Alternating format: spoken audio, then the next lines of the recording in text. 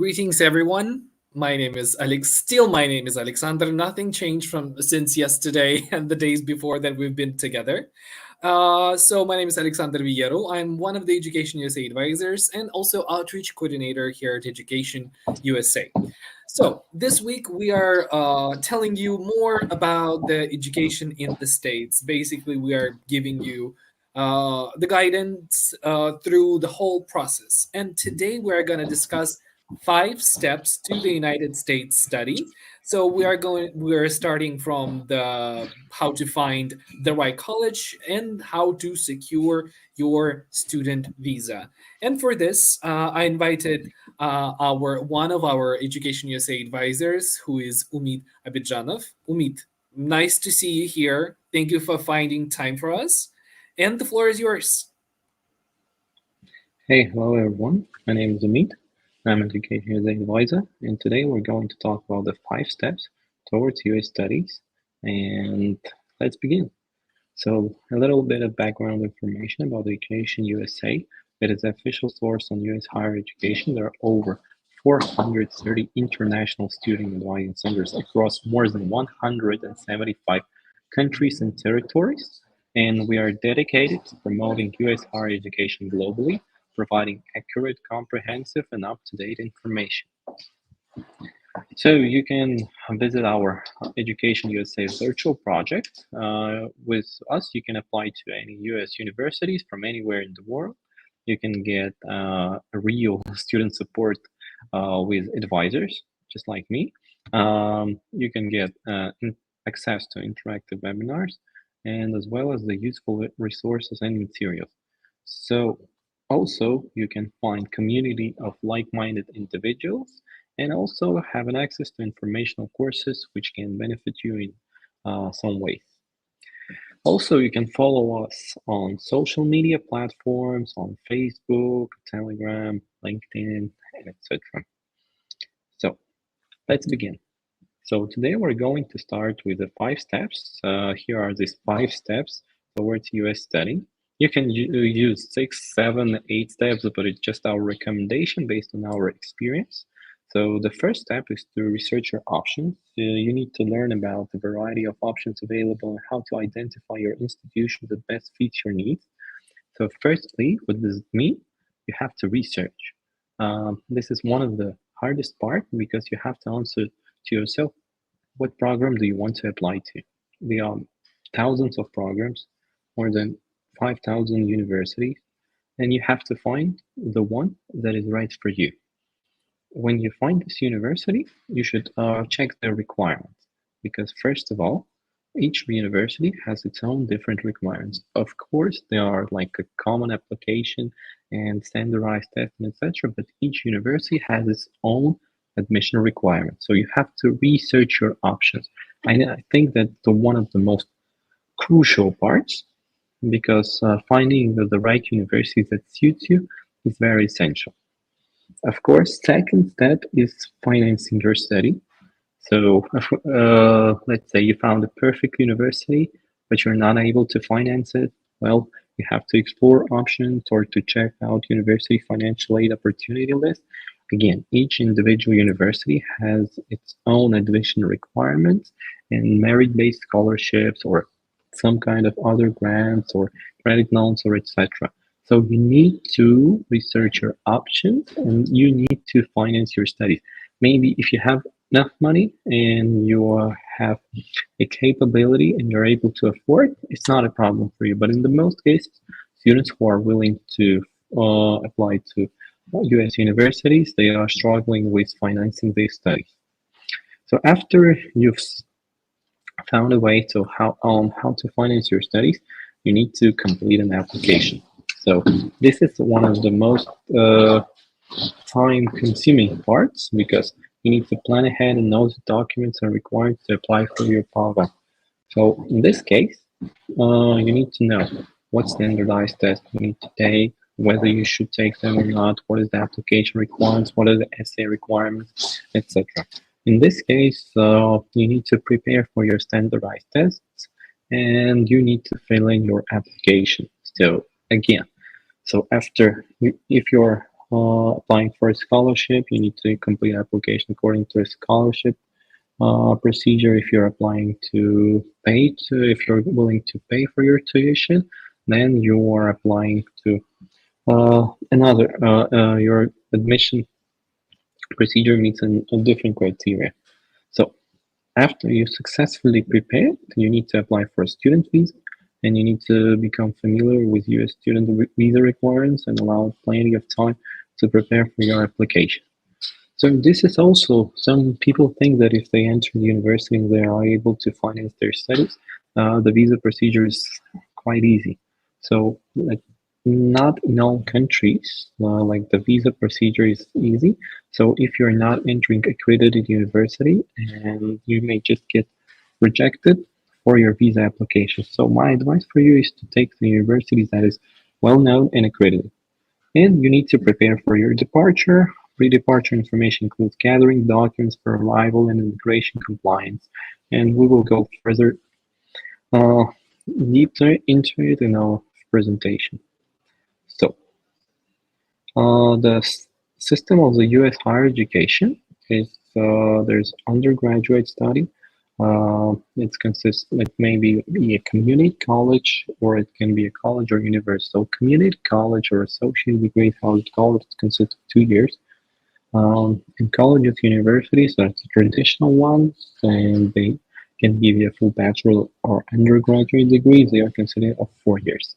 After you completed your bachelor undergraduate degree, you can pursue next to graduate degree, which sometimes can either be master's degree for 2 years or 1 year, depending again on the program, and you can also apply to PhD. So for PhD, it's from 3 to 5 years, again depending on the program requirements. Also, there's like a specialized professional studies, like medical school and law school, which you have to study for 3 years, and you have to go to medical school or law school and take a little bit of different procedure. So let's start with the first one. How to choose a program in the university. So first of all, you need to apply at least to 10 or 15 universities. And why does it happen? Because there you have to increase the chances of successful admission into the university. So you have to have a list of dream universities that you have a dream, for example, like a top university, but you also need to assess your capabilities and your opportunities, whether you can afford it or not. And that's why you need to have as more chances as you need. So we should remember that each university has an application fee, which you have to pay, and also there is a waiver, but again you need to research your option and look at the official information on each university website in order to apply. Then next you have to submit your documents in the winter or fall of 11th grade, or if you have 12th grade system, it's a 12 in the beginning of your last year. So why it's happening? Because most of the university's deadline is finished by the first semester or until January, or if you're in early decision, or if you're in applying a scholarship, it's also in autumn, fall. And you need time to prepare for tests. So if you're studying until 11th grade, my advice for you is to have your standardized test, TOEFL, SAT, ACT, IELTS, or whatever, before you enter the last year of your school. So universities' requirements may vary. So some of them require IELTS, some of them don't require. And some of them require SAT, some of them don't. So you need to read each university's requirement carefully. And there are strict deadlines. Early application starts in November. So if you miss the deadline, there is no way you are going to apply for the university. So there's a huge selection of colleges and universities. That's why you need to research which one fits best for you. So you need to know what program you're applying to, which university has the best programs. For example, if you want to study biology, which university has the best biology major, and etc. So next is different universities with unique characteristics. So what do you expect after graduating university? So if you are expecting to get a career or you want to have do a scientific choose a scientific path. So each university offer various opportunities for students. So you need to also research that and important selection criteria for you. So you need to know whether you want to whether the climate is very important for you or the social life of the university, and you find the best fit university for you. So in my opinion, you should choose the right university. So that's not that university has to choose you. You have to choose the university that suits best your interests, and in this way, you're most likely to get accepted. So important factors for choosing your university. So, so you should identify your priorities. What are your academic interests? Here you can look into the educational programs. Learning environment, you should look at the class size and the faculty. So living environment, it can be a region, city size, climate. Student life, it's a leadership opportunity. So you have to check whether there are student clubs or events there. Values, so research and teaching. So whether they prefer more independent type of teaching or if they're most uh, strictly controlled. Financial considerations. So you should look at the type of university, if it's a top public university or it's a private university. Each university has its own tuition fees. That's why the cost, the scholarship, and the financial aid mostly depend on university.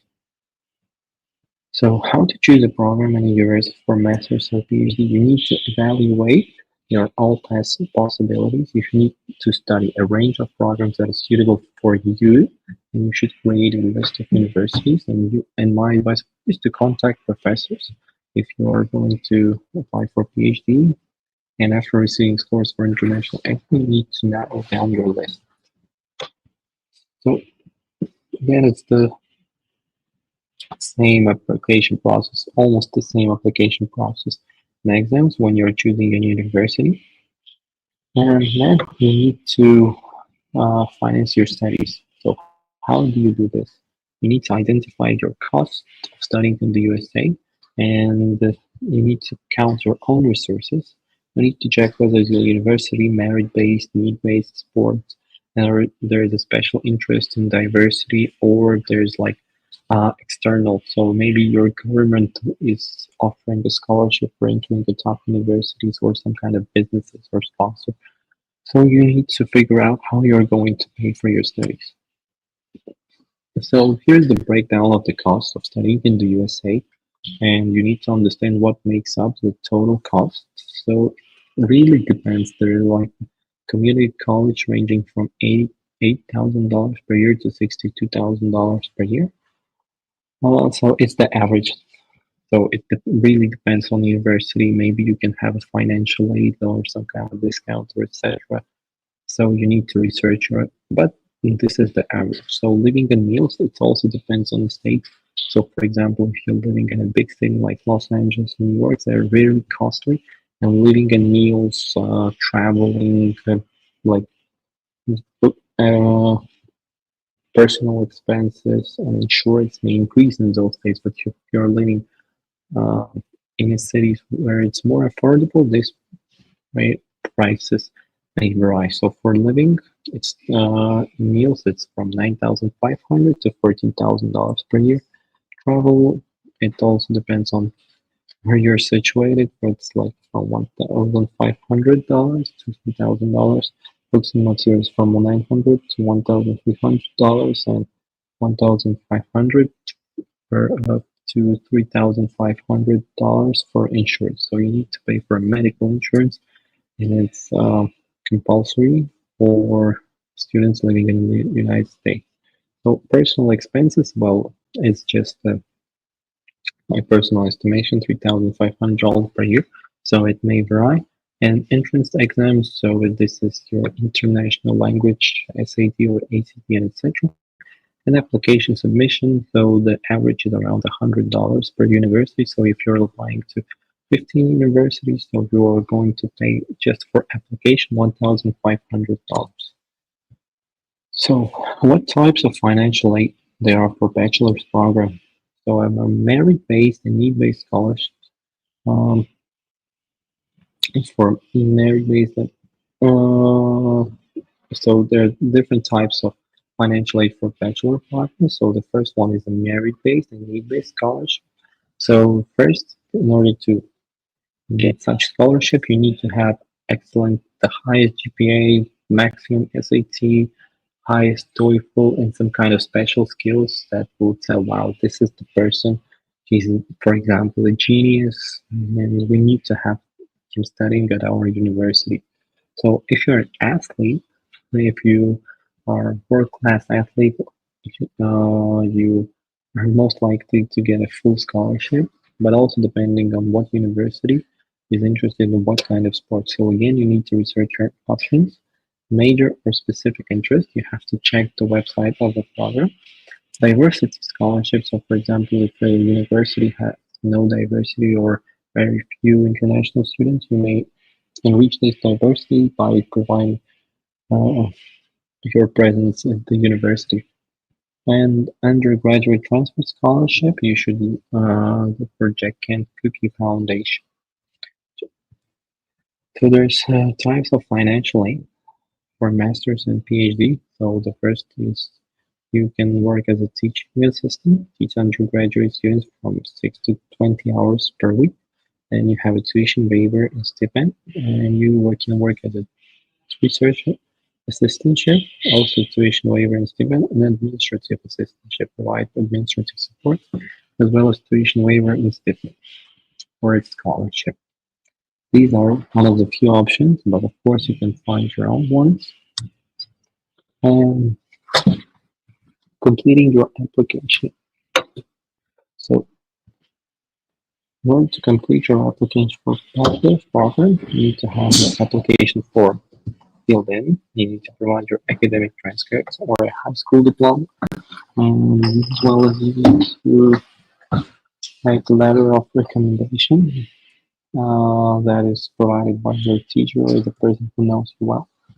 And you need to take standardized English proficiency test scores, like most of the university require IELTS or TOEFL or Duolingo. You need to write admission essay if it's necessary. If you're an athlete, you need to provide athletic portfolio. If you're a creative person, like an artist, etc., you should provide a creative portfolio. Or if you have work experience, you need to provide your resume or CV. And for financial forms, it's also necessary if someone is paying for you, or you need to provide that you are able to sustain and afford your tuition fees and your education in the US, and other additional materials which are required separately by each program. General admissions for masters and PhD. For here, you need to have a letter of recommendation, one academic, at least one academic, and one professional. And if you have a work experience, you need to provide your transcript, you need to have a grade point average, a statement of purpose of why you're applying to this program, and you need to take standardized tests like TOEFL, IELTS, GRE, GMAT, depending on the program that you're applying to. And you need to also fill in financial forms, provide your resume or CV, and additional materials if they're required by the program. So, in order to complete your application, you need to understand that there are like standardized tests. So for undergraduate tests, you need to take TOEFL, IELTS, Duolingo English tests. These are English proficiency exams, usually required for international students applying to youth colleges and universities. They measure your ability to use and understand English in an academic setting. So this is not just checking your English. So there's a format, academic IELTS or academic TOEFL, which is designed for people who want to study at the higher educational institute. And also for undergraduate, it's the SAT, General Entrance Exam for undergraduate studies, needed for nearly every program, so some specialized ones, such as reading, writing, and math skills. And SAT, it's alternative for the SAT, and for admission, undergraduate admission. It assesses reading, writing, and science skills. So if you want to enter a university, you need to take this exam. So TOEFL On IELTS, it just shows that you're able to understand English and you're able to absorb information, but what really gets you into the university is SAT and ACT score. So a TOEFL now just show, okay, he's the same level as our US students, but in order to check your intellectual capabilities, you need to also have a high scores of SAT and ACT. But some universities require just TOEFL, IELTS, or Duolingo. Again, it depends on the type of your program. So graduate test. Graduate test, you may take IELTS or TOEFL, but again, depending on your program requirements. So there are like four major tests that you need to take. It's GRE. It's a general entrance exam for graduate studies. You need for nearly every subject except law, business, and medicine. We'll talk about it later here. So it scores reading, writing, and math skills. GRE subject tests may be necessary for PhD applicants. So GMAT, if you want to study MBA program, your entrance exam so it's your entrance exam, GMAT. So if you want to apply for law school, you need to take LSAT, that says your logical and analytical reasoning questions, reading comprehension questions, and if you want to study medicine, you need to take MCAT, it's entrance exam for American Medical School. And if you're different tests, if want to go dental school or optometry school and measure your knowledge in sciences. So all of the scores, they are valid for 5 years.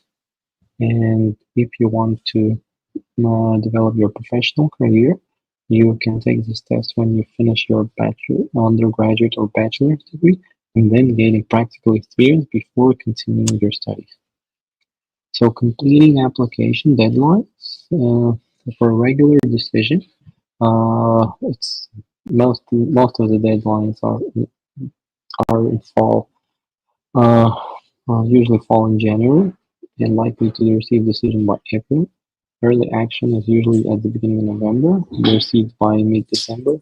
An early decision often fall in early November. However, it's final decision. Students who apply an early decision agree to attend college if admitted and offer the satisfactory financial aid package. Enrolling admission, evaluate application as they come, and usually notify applicants of admission decision within a few weeks of receiving the required documents. And transfer admission varies by institution, but typically falls in the spring. So now we're going to student visa.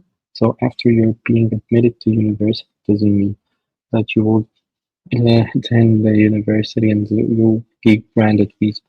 So the requirements for visa process may depend on your place of residence and citizenship. It is recommended to explore information about this step after getting admitted to US University or discuss with advisors where to find relevant information after being accepted into US institution.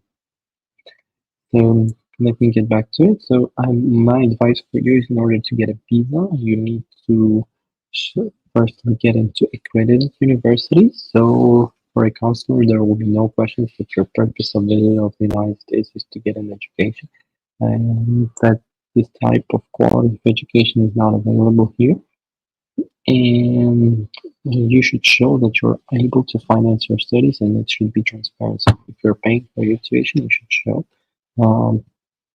that it was paid, and you will have enough money to be able to sustain yourself, and you're not going to work illegally there. You need to show your financial well-being. And if you're getting a scholarship, you need to also provide it that you have received the scholarship, and if it's provided by university, it makes your life simpler. But if you are getting paid by a sponsor or a local government authority, you also need to provide a document that supports your application. And if all of the 4 steps are successful, the most pleasant one is to prepare for your departure. If you successfully navigate the previous steps and reach the stage of preparing for departure, of course, we're going to share essential information required for effective packing, traveling to campus in both academic and everyday life.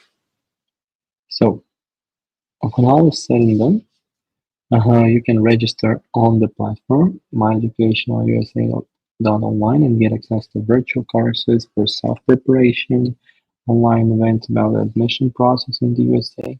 You can get the calendar for scheduling consultations with an advisor. You can again follow us on social medias and Telegram, and you can write us directly through virtual chat, or you can connect to us to Education USA Virtual in LinkedIn. Also, you can join our interactive map to create a great way to discover like-minded individuals, or even perhaps even organize meetings to exchange experience and insights. So you always need to do your best, rest assured, and you will definitely complete all 5 steps and successfully enroll to US institution. So, Thank you, Umid, so much for the presentation. So I just have a mhm, couple of questions, and sure. let's see if you have answers. So, All right, well, try to. yes. So, what are the most common misconceptions or myths about studying in the States? Considering your experience, share your opinion about this. So, we're talking about department the student who has already entered university, right? Hmm. So, one of the first misconceptions is getting into university is harder than studying. I should tell you, like, based on the experience of students who applied there, getting into university is much easier than studying at university because it takes a lot of time. You have a lot of pressure and deadlines and etc.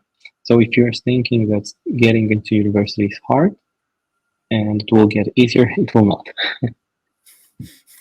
Yeah, it's a good observation for sure. So the other thing is, let's say about those who are just applying for the universities. In your opinion, how they can make their Mhm. application better, how they can enhance their application in general. Mm. So in my opinion, they should show aside, let's say they have a perfect standardized scores and they have good grades and etc. But if they want to get a scholarship and they want to enter the top university, of course they should show what contribution to them can they make to the society and how will this graduating certain program will enhance the overall community overall. And they can show it by showing some kind of extracurricular activities that they are volunteering somewhere, or they're showing that they're consider about like environmental changes, or they can show leadership skills. So these what universities are looking for when they are trying to offer, or when they're offering a scholarship. They're looking for leaders to whom they can invest, and it will be a certain uh, result for them at the end in this way. Perfect, Umid. Thank you very much for your tips, and I hope I'm sure those were useful for our audience. For those who are Hmm. watching us online or those who will watch us later in the recording, feel free to leave your questions in the comment section, and we will get back to you in a written form, maybe if we haven't managed to do it via our live. By the way, Umid also mentioned one of the scheduling processes and all of that. You also can find more details about this. You can find in our previous sessions. And tomorrow we will have one more session where we will discuss student dictionary, but more details on that tomorrow. For today, I think we discussed a lot. Umit, once again, thank you very much for finding time for our audience. Thank And you. dear audience, thank you also very much for being with us. And once again, we are going to be with you this week, the whole week basically together. So stay tuned and feel free to, again, to write down your questions down below. Okay, until next time, bye bye. Goodbye.